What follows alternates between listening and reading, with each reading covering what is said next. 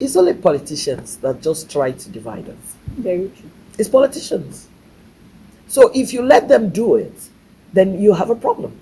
Because in their quiet hour, they party together, they do stuff together. When the kids are marrying, the other person from the other party is the chairman of the occasion. Exactly. Luckily for me, yeah. So if you're smart enough, if you're wise enough, you will now know that look, Nigeria is so diverse.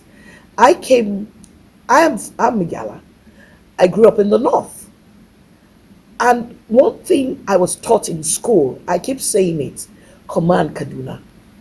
I will always love that school. Why do I say so? I was taught not to say you were a northerner. I was taught not to say your father was richer than my father.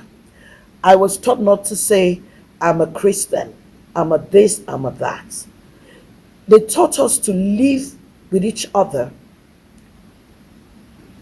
regardless of religion, regardless of where you're from, regardless of whether you're a woman or you're a man. Things those days made us who we are today. 80% of my friends are northerners. One thing I try not to bring, it's religion. Because my religion tells me I'm going to live 3 score years. For the Muslim, if somebody dies, they said it is meant to be. So most of the time, I try not to bring religion.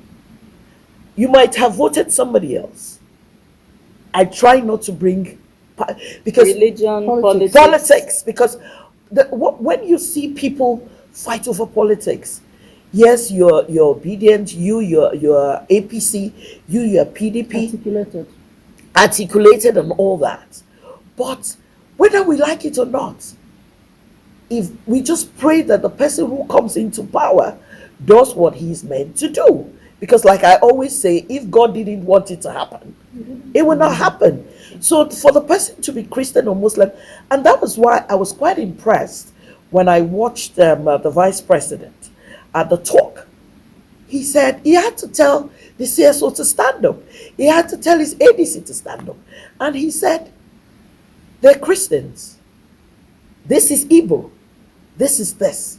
Because in Nigeria, everything, because one thing that really gets to me is that if they tell me I want to go to an Igbo office, I say from top to bottom it's going to be Igbo. And the minute you get there, they're a bit funny. Our mindset has to change. And I think the time is now.